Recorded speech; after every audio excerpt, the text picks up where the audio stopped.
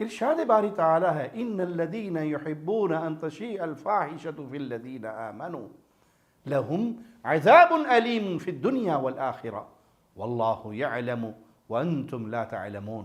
جو لوگ پسند کرتے ہیں کہ ایمان والوں کے درمیان بھی بے حیائی پھیلے تو ان کے لیے دنیا اور آخرت میں دردناک عذاب ہے، اور اللہ جانتا ہے تم لوگ نہیں جانتے۔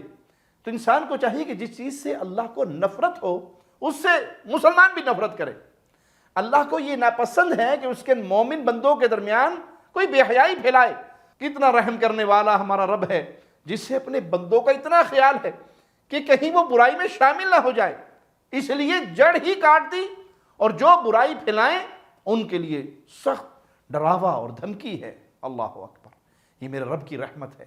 اللہ تعالیٰ نے لوط علیہ السلام کی بیوی کی مثال بھی ہمیں دی کہ وہ خود برائی نہیں کرتی تھی، صرف اپنی قوم کے لیے اس کو برا نہیں سمجھتی تھی اور برائی میں ان کی مدد کرتی تھی۔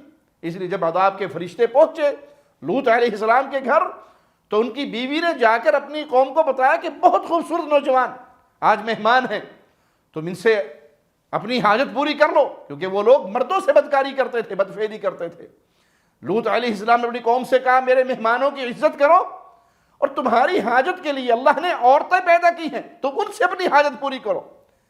فرشتوں نے جواب میں کہا پریشان نہ ہو، یہ ہم تک نہیں پہنچ سکتے، اللہ نے ہمیں تو عذاب کے لیے بھیجا ہے، تو اور آپ کی قوم کے نیک لوگ اس بستی کو آج چھوڑ دو، مگر آپ کی بیوی انہی کے ساتھ ہلاک کر دی جائے گی۔